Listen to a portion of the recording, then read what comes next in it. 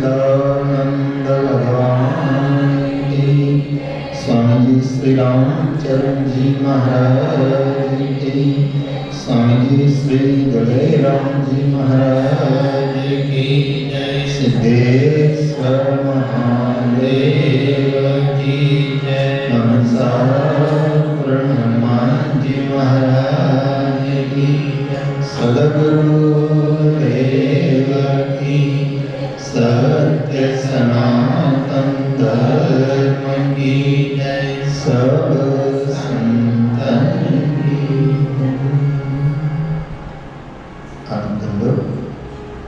अखिल ब्रह्मांड विनायक हो, दयालु कृपालु राम सच्चिदानंद के गंगल पावन चरणारविंदों में श्रद्धा, प्रीति और भक्ति के साथ कोटि कोटि बार वंदन प्रणाम करते हुए परम श्रद्धालु प्रभु प्रेम भक्तजनों, श्रद्धा वात्सल्यमयी सती स्वरूपा भक्ति स्वरूपा मातृशक्ति,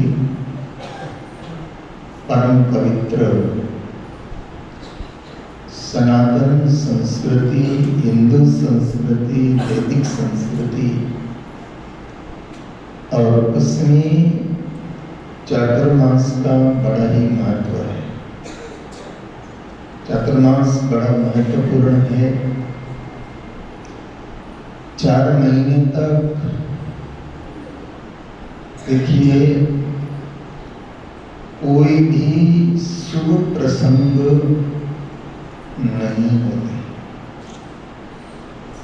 शुभ प्रसंगों का मतलब त्योहार तो होते हैं, लेकिन सांसारिक शुभ प्रसंग इनमें नहीं होते हैं। शादी है, विवाह है, वास्तु है। आजकल लोग तो करने लग गए, वो बात अलग है। बाकी चातुर्मास के पीरियड में वास्तु भी नहीं होता। चातुर्मास के पीरियड में देव स्थापना भी नहीं होती। मूर्ति स्थापना, देव स्थापना वो भी नहीं होती। और जब शादी, विवाह, शुभ प्रसंग ये सारे कार्य नहीं होते हैं तो व्यापारियों की खरीदारी भी थोड़ी बहुत कम, बोलो ना, हो जाती। शादी विवाह में तो कपड़े भी, सोने चांदी भी, बर्तन बासन भी, तो थोड़ा कामकाज भी शिथिल हो जाता है। शुभ प्रसंग भी नहीं होते हैं और बरसात की मौसम के अंदर व्यक्ति का डाइजेशन भी कमजोर हो जाता है। सर्दी की मौसम में तो आप जो भी खाओगे पच जाएगा। गर्मी में भी चलो ठीक है, लेकिन बरसात की मौसम में व्यक्ति का डाइजेशन भी थोड़ा वीक हो जाता है, कमजोर हो जाता है। और इसलिए ये सारी मौसम की परिस्थितियों को देख करके और हमारी सनातन संस्कृति की परिस्थितियों को देख करके और ये एक व्रत प्रारंभ होता है जिसको कहते हैं चातुर्मास व्रत। क्या प्रारंभ होता है? चातुर्मास व्रत। और ये एकादशी हिंदी के हिसाब से आज की जो एकादशी है आषाढ़ सुदी एकादशी, और आषाढ़ सुदी एकादशी से लेकर के कार्तिक सुदी एकादशी तक का जो पीरियड 4 महीने का होता है, इसको कहा जाता है चातुर्मास। और इस चातुर्मास में जब व्यक्ति के शुभ प्रसंग कम होंगे, व्यापार आदि कार्यों के अंदर भी थोड़ा शिथिलता आएगी, डाइजेशन, खाने पीने के में भी थोड़ी शिथिलता आएगी। और ऐसे समय में व्यक्ति क्या करे, तो उसके लिए बताया है कि और कमाइयों के लिए 8 महीने। बोलो, भौतिक कमाइयों के लिए, सांसारिक कमाइयों के लिए, सांसारिक सुखों के लिए 8 महीने, लेकिन 4 महीने जो है ये ऐसी कमाई हमें करना है जो कमाई यहाँ भी काम आ सकती है और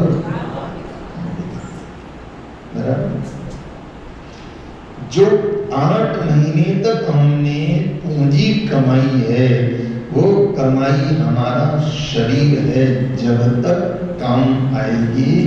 लेकिन 4 महीने में जो आध्यात्मिक कमाई, भक्ति की कमाई, सत्संग की कमाई, सत्कर्म की कमाई जो हमने की है वो हमारे मृत्यु के बाद भी वो पूंजी हमारे, और इसलिए हमारी सनातन संस्कृति के अंदर चातुर्मास का बड़ा महत्व है।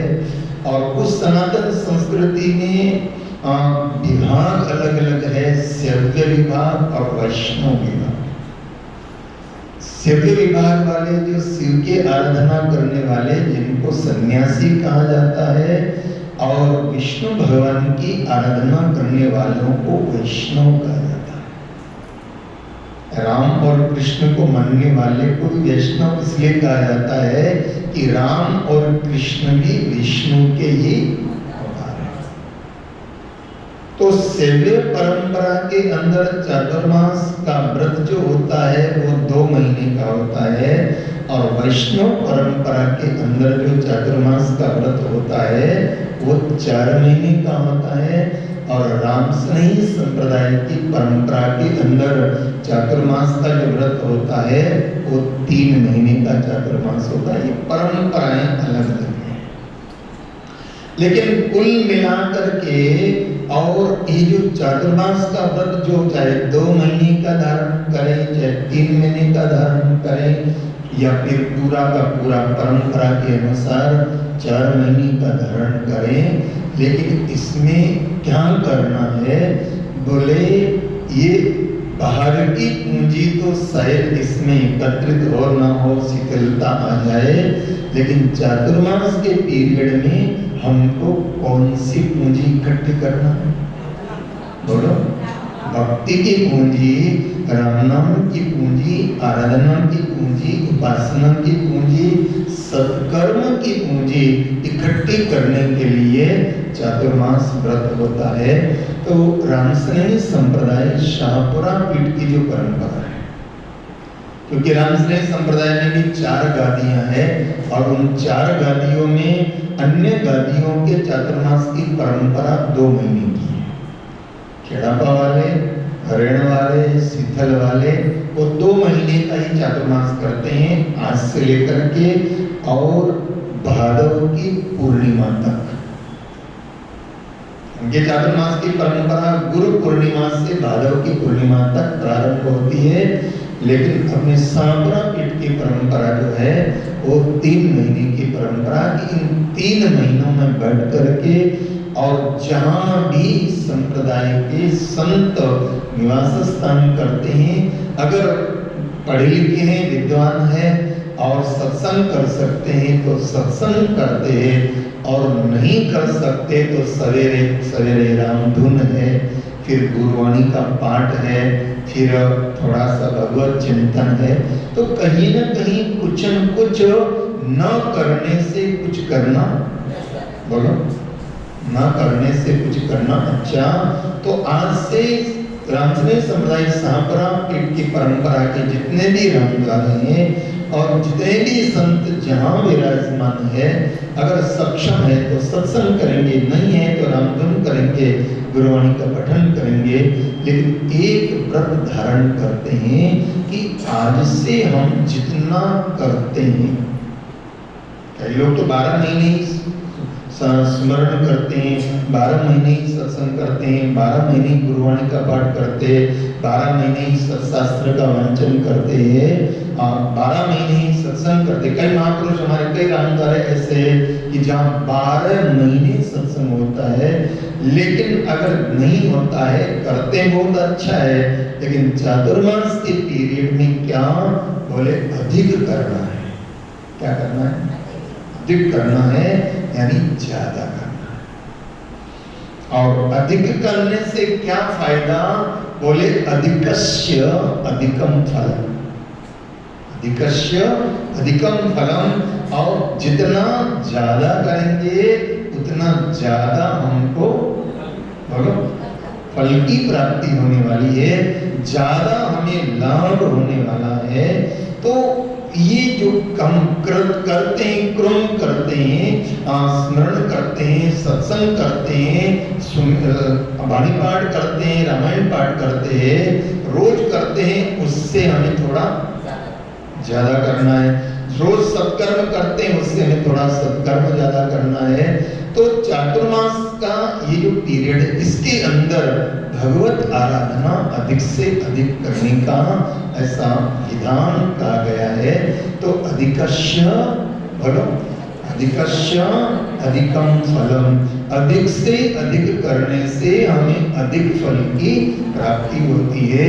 तो जितना हम सुमिरन करेंगे, तो एक बात बताना मैं अक्सर कहता हूँ कि हर चीज को हमको अधिक करने की आदत है कि नहीं? बोलो ना। कि एक दुकान हो तो महाराज कृपा करो कि हमारी दूसरी हो जाए, भाड़े की है तो महाराज खुद की हो जाए, एक मकान है तुम्हारा 2 हो जाए, या भाड़े में रहते हैं तो खुद का हो जाए। महाराज बच्चे को अच्छी नौकरी मिल जाए, बच्चा अच्छा धंधा में सेट हो जाए, बोलो ना, बच्चे की शादी हो जाए, शादी हो गई है तो 3 साल हो गए, वस्तार नहीं है तो वस्तार हो जाए। तो ये सब हम अधिक करना चाहते हैं। तो अगर सारी चीजें अधिक करना चाहते हैं तो भक्ति अधिक करना करें, क्योंकि भक्ति ही हमारे जीवन को काम आने वाला है। तो सब अधिक में अधिक, ये मतलब चातुर्मास में अधिक से अधिक नाम स्मरण। इसलिए आज के दिन एक नियम लिया जाता है जिसको कहते हैं चातुर्मास व्रत नियम। व्रत का मतलब आप ये मत सोचना कि सिर्फ भूखा रहने का नाम व्रत है। व्रत का मतलब आप एक व्रत ले लो, कोई भी आप संकल्प लेते हो, संकल्प का नाम भी क्या है? व्रत है। तो आज मतलब आज एक व्रत ले लो, तो आज एक व्रत लिया जाता है कि हम अगर 5 माला करते हैं तो अब आज से 11 करें। बोलो हाँ?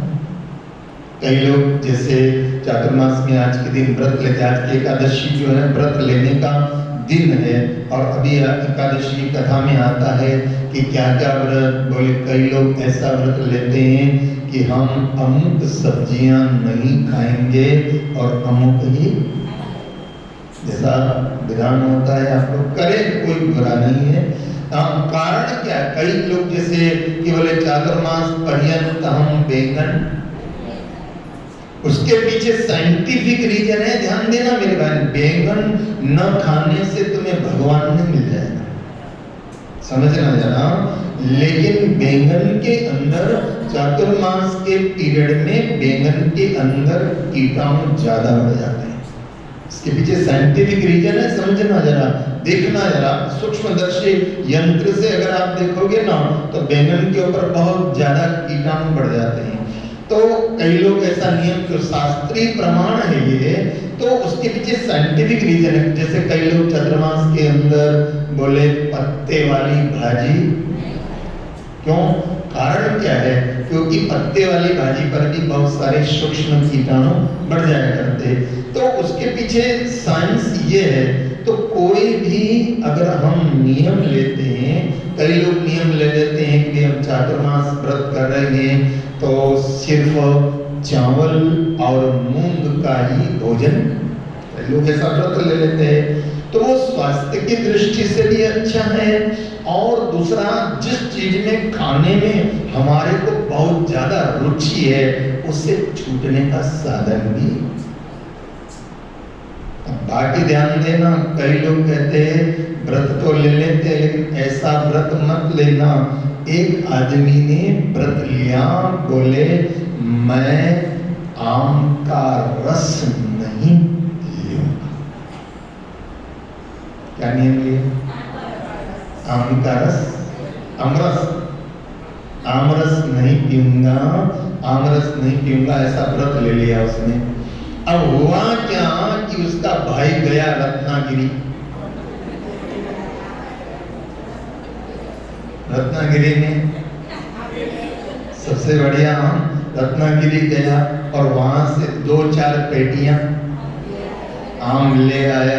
अब आम ले आया वो बढ़िया बढ़िया आम देख करके, और इसने सोचा रे राम कहाँ नियम ले लिया। और ये मन कितना बेईमान है, मन कहने लगा यार नियम तो मैंने आम रस नहीं पीने का है, आम चूसने का नियम थोड़ी है। तो मन कैसा बेईमान हो, ऐसा तो नियम किस प्रकार का लेना, ध्यान देना। आप अगर कोई चीज को त्याग करते हो तो फिर उसको मन से पूर्ण रूप से समझना कि मन ललचाता रहे और फिर तुम ऐसे नियम का कोई फायदा नहीं। क्यों? क्योंकि ध्यान देना मन तो बेईमान है। क्या है? मन हमें भटकाएगा, इसलिए कहा गया है कि कंट्रोल करने की तुम्हारे में क्षमता हो तो नियम लेना। इसलिए रामचरण जी महाराज ने बड़े सुंदर बात किया है कि तुम खाने पीने के नियमों की बात, तो इसलिए रामचरण संप्रदाय में ये भूखे मरने का नियम है ही नहीं। श्री महाराज तो कहते हैं दोनों टाइम चकाचक खाओ लेकिन खूब भजन करो। क्या खाओ, खूब क्या करो, भजन करो, लेकिन इतना भी मत खाना कि भजन भी नहीं होवे। इसलिए रामचंद्र जी महाराज ने रामचंद्र संप्रदाय में ये खाने पीने के नियम की बात ही नहीं की। नियम की बातें ऐसी की कि जब करना है नियम तो बोले क्रोध करना छोड़ो, बोलो ना क्रोध करना छोड़ो। हमारी जुबान से ऐसे शब्द न निकले कि किसी को तकलीफ हो, कष्ट हो, ऐसे नियम लो। आप थोड़ा सा अनाशक्ति का भाव आ जाए तो बोले हम चातुर्मास पीरियड में ऐसे साधारण सिंपल हल्के सिंपल वस्त्र धारण करें, ऐसे नियम ठीक है, स्वास्थ्य के हिसाब से भी अच्छा है। अब उसने क्या किया जानते हो? उसने सबके सामने जाहिर तो कर दिया कि आमरस नहीं पीऊंगा, लेकिन वो आम देख देख करके मन बेईमान। अब वो सब लोग सो गए, लेकिन उसको बोले, लोगों ने कह दिया कल तो आमरस बनेगा, कल तो आमरस बनेगा। अब वो सब लोग तो आराम से सो गए, बोले कल बनेगा, लेकिन इसको नींद का मार है। बोले कल सब लोग आमरस खाएंगे और मैं बैठा बैठा उसको क्या कहते टूंगा। टूंगरिया का मतलब समझते हो? राजस्थानी लोग तो समझते होंगे। तो बोले सब लोग खाएंगे और मैं बैठा बैठा टूंगता रहूंगा, लेकिन मैंने आमरस न खाने का व्रत लिया है, लेकिन आमरस चूसने का व्रत थोड़ी लिया है। अब ये रात को 12 बजे उठा, कितने बजे? 12 बजे उठा, उसने देखा सब सो गए हैं, तो इसने सोचा कोई नहीं देख रहा है, 2 आम लिए, खाए कभी ऐसे ऐसे करते ना, उसको बिल्कुल मजबूत हो जाता तो उसको दबा दबा के उसको जरा ढीला कर देते। अब इसने जो है बोले मैंने आमरस पीने का नियम लिया है, ना पीऊंगा ऐसा नियम लिया है, आमरस चूसने का थोड़ी है। अब वो क्या करा, इसने आम ले लिया और लेकर के और इधर उधर देखता भी जा रहा कि कोई जग नहीं जा रहा है, और चूसना चालू किया। एक खाया, दो खाया, तीन खाया। मन कितना बेईमान, 3 आम चूस लिए, लेकिन इस मन हुआ एक और चौथा लिया, चौथा जल्दी जल्दी चूसने लगा। चूसते चूसते क्या हुआ, गुठली वो सीधी फंस गया। दबाया जोर से तो गुठली मुंह में फंस गई, गले में फंस गई। अब तो आवाज करने लगा, घर वाले सारे जग गए, श्वास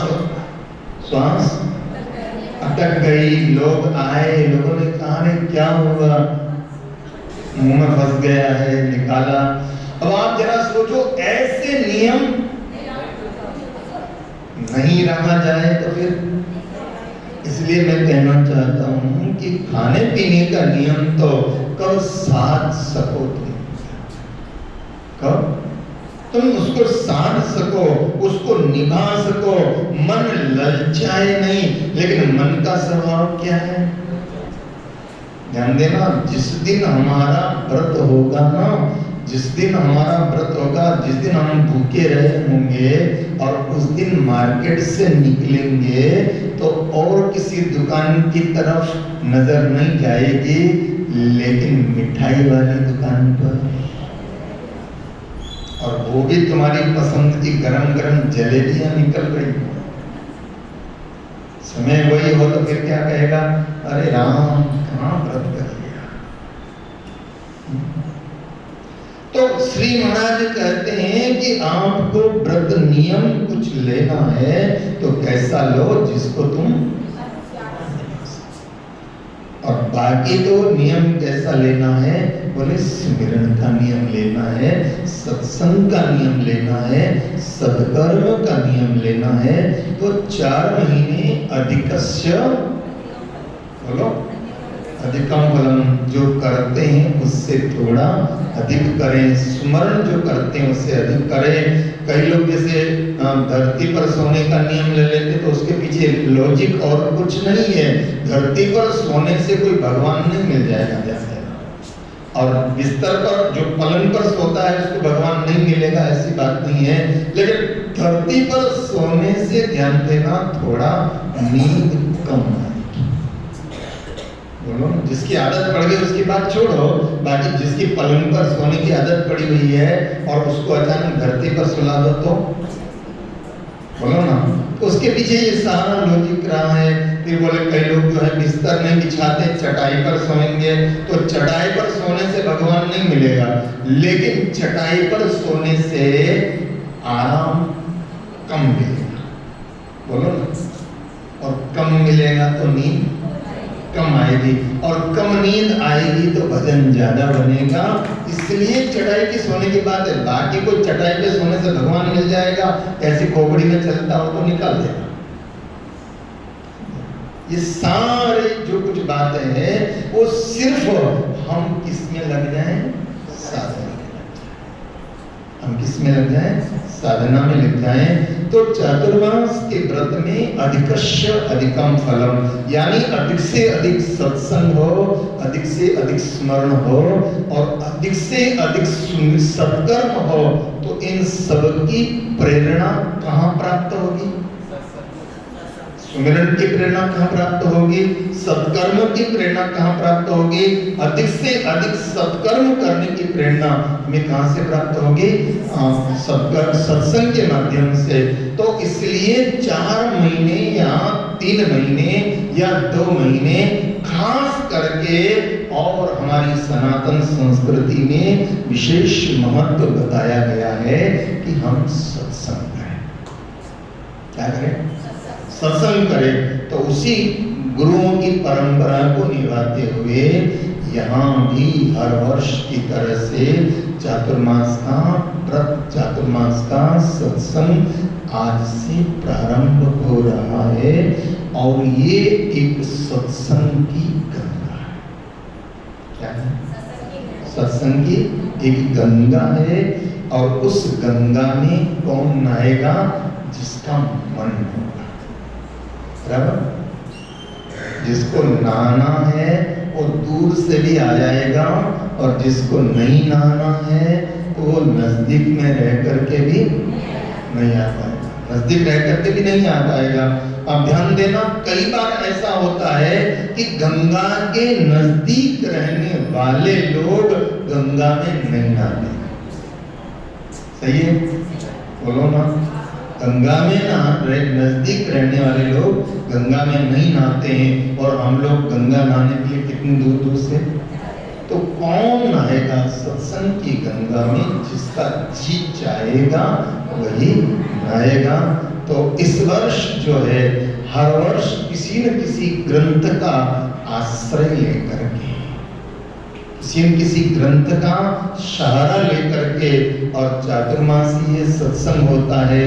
कितनी बार चातुर्मास में आपको शिव पुराण की कथा सुनाई, भागवत की कथा सुनाई, विश्राम सागर की कथा सुनाई, भक्तमाल की कथा सुनाई, सर्वम सार की कथा सुनाई। कितने ग्रंथों का हमने यहाँ चिंतन किया, मनन किया। लेकिन इस वर्ष पहली बार, मैं भी पहली बार कर रहा हूँ, या रामदारा ने भी पहली बार इस वर्ष निश्चित किया है कि जीवन के अंदर भक्ति करना हो तो भक्ति के लिए भी शक्ति की जरूरत है। बोलो ना। आप घर से चल करके आए हो तो आपका शरीर स्वस्थ है, पांव ठीक है, शरीर अशक्त नहीं है, तो आप यहाँ आ गए ना। शरीर ठीक है तो आप आ गए। तो इसमें क्या चाहिए? अब घना बहुत सारे लोग कहते हैं ना, क्या करे महाराज, हवे आवानी शक्ति। तो भक्ति करने के लिए भी क्या चाहिए? शक्ति चाहिए। तो इस बार पहली बार ऐसा चिंतन किया है कि इस बार शक्ति की आराधना, और शक्ति की आराधना में जो शास्त्र सनातन संस्कृति में है उसका नाम है देवी भागवत। तो इस बार पहली बार आप लोगों को क्या सुनने को मिलेगा? देवी भागवत जो पावन ग्रंथ है, जिसमें शक्ति की आराधना है, शक्ति का परिचय है, शक्ति की शक्ति का परिचय है। ऐसा जो पावन ग्रंथ है सनातन संस्कृति का, जिसका नाम है देवी भागवत। तो कई लोग चर्चा कर रहे थे क्या कथा होगी, कौन सा ग्रंथ होगा। तो भक्तमाल को अपन ने 3 साल तक लगातार सुनी।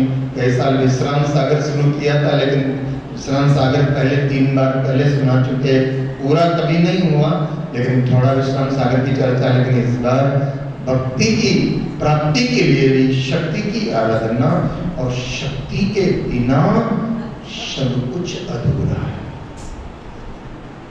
शक्ति के बिना, शरीर में शक्ति होगी तो आप मंदिर जा सकते हैं, आपकी आर्थिक शक्ति मजबूत होगी। ध्यान देना, आपकी आर्थिक शक्ति मजबूत होगी तो आप सत्कर्म कर सकते हैं। बोलो ना।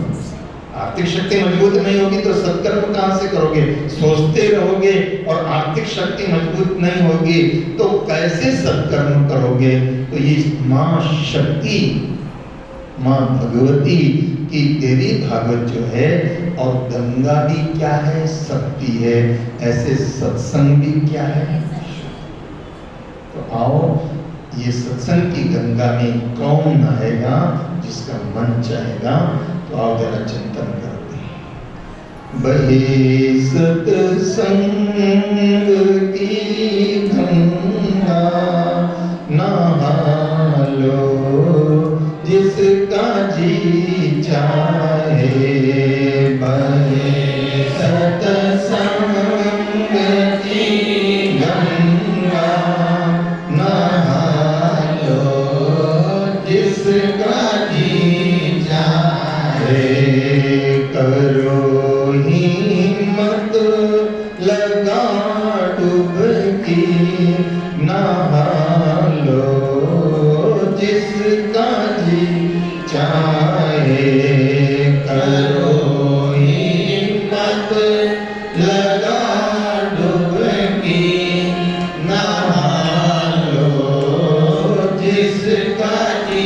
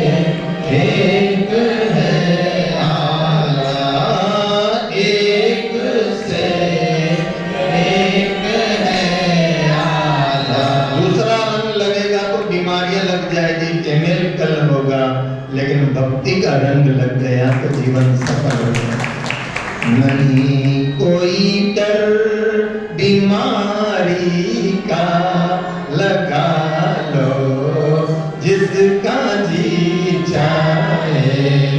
नहीं कोई डर बीमारी का, लगा लो जिसका जी चाहे।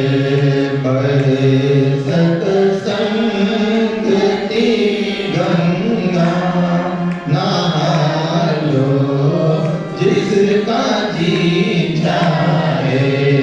बहे सत्संग की गंगा, नहा लो जिसका जी चाहे।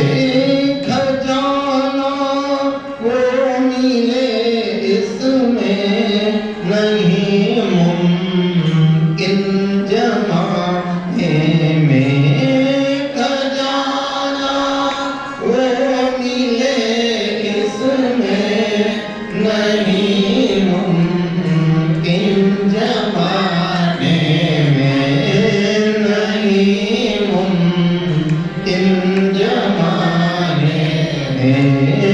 नहीं मुमकिन जमाने में।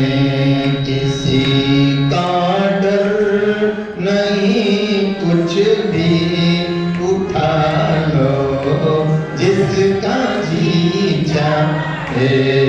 किसी का डर नहीं कुछ भी उठा लो जिसका जी चाहे। बहे सत्संग की गंगा, नहा लो जिसका जी चाहे। बहे सत्संग की गंगा, नहा लो जिसका जी चाहे। मिटे संसार का चक्कर, लगे नहीं दुखों की टक्कर। मिटे संसार का चक्कर, लगे नहीं दुखों की टक्कर। लगे नहीं दुखों की टक्कर। लगे नहीं दुखों की टक्कर। करे भव पार सागर से, करा लो जिसका जी चाहे। करे भव पार सागर से, करा लो जिसका जी चाहे। बहे सत्संग की गंगा, नहा लो जिसका जी चाहे। बहे सत्संग की गंगा, नहा लो जिसका जी। सत्संग आखिर में क्या करता है? बना दे चोर से साधु, मिटा दे दुष्टता मन की। बना दे चोर से साधु, मिटा दे दुष्टता मन की। मिटा दे दुष्टता मन की। कटे जड़ मूल पापों की, कटा लो जिसका जी चाहे। कटे जड़ मूल पापों की, कटा लो जिसका जी चाहे। बहे सत्संग की गंगा, नहा लो जिसका जी चाहे।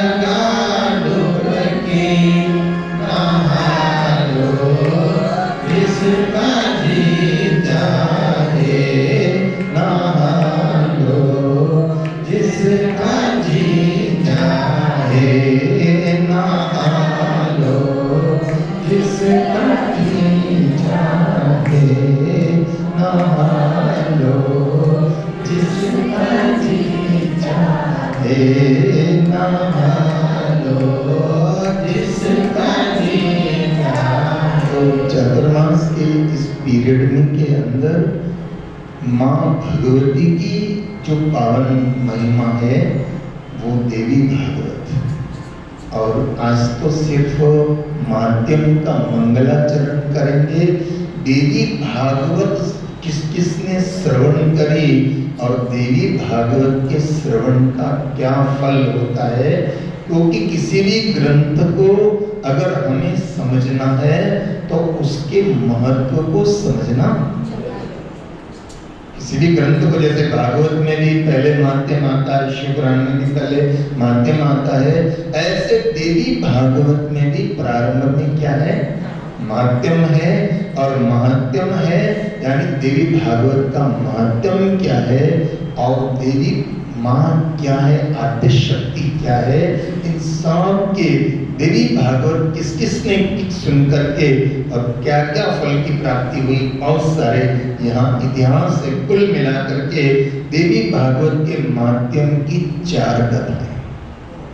कितनी?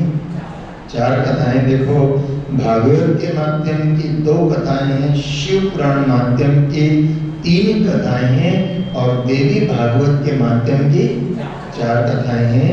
तो वो भगवती की देवी भागवत के श्रवण का क्या विधान, और ये सारी चर्चा प्रारंभ होती है नैमिषारण्य पावन तीर्थ में। और 88,000 संकादिक ऋषि जो निरंतर ज्ञान चर्चा श्रवण करते रहते हैं। देखो, 18 पुराणों की चर्चा और उसमें मुख्य वक्ता कौन, सूत जी महाराज, और सुनने वाले कौन, 88,000 ऋषि।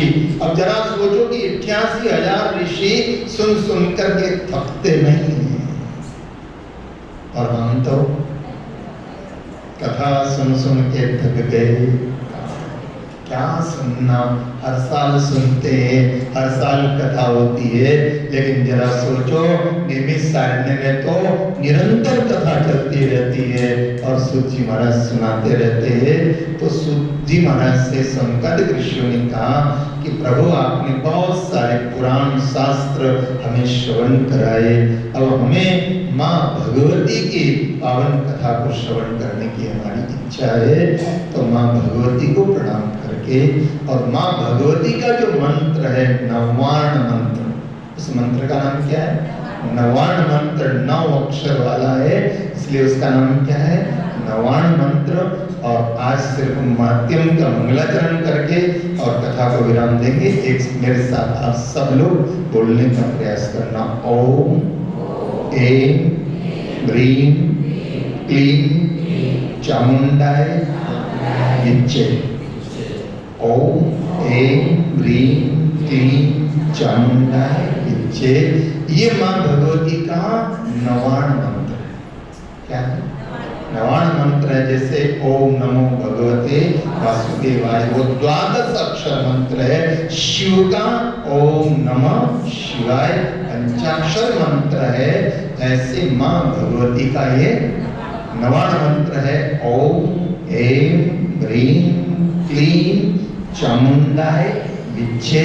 तो नवाण मंत्र का उच्चारण करके, और यहाँ सूत जी महाराज ने माँ भगवती के चरणों में प्रणाम किया है। या देवी सर्वभूतेषु शक्ति रूपेण संस्थिता, या देवी सर्वभूतेषु शक्ति रूपेण संस्थिता, नमस्तस्यै नमस्तस्यै नमस्तस्यै नमो नमः।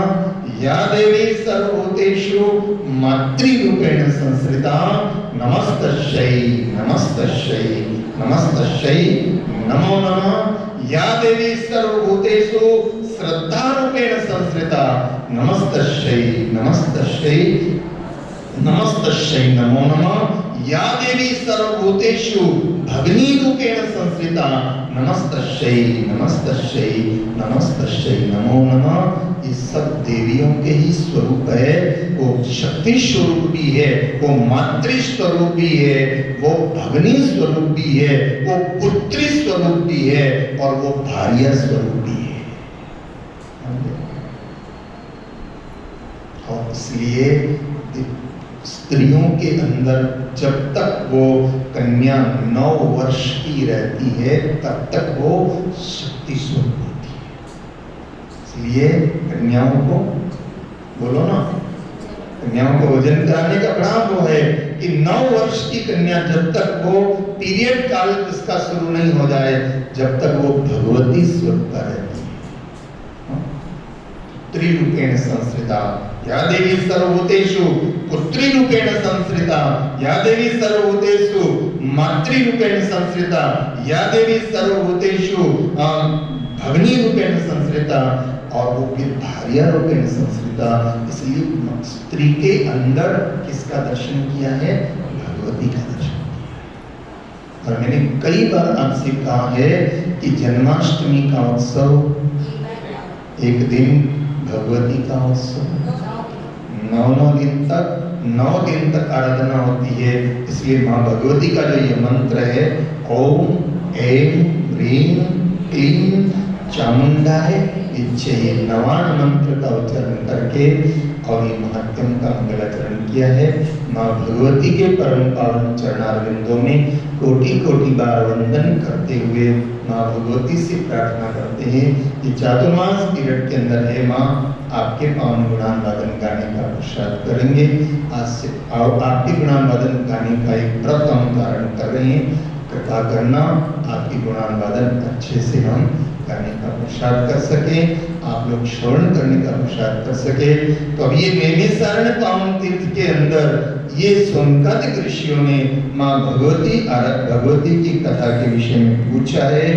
और अब यहाँ जो है सुध जी महाराज क्या कहते हैं और भगवती का, देवी भागवत का श्रवण करने का महात्म क्या है, महात्म मतलब महत्व क्या है, देवी भागवत श्रवण करने का पुण्य क्या है, देवी भागवत श्रवण करने का फल क्या है, ये सारी माध्यम की चर्चा जो होगी वो कल के सत्संग में आपके समक्ष रखने का हम प्रयास करेंगे।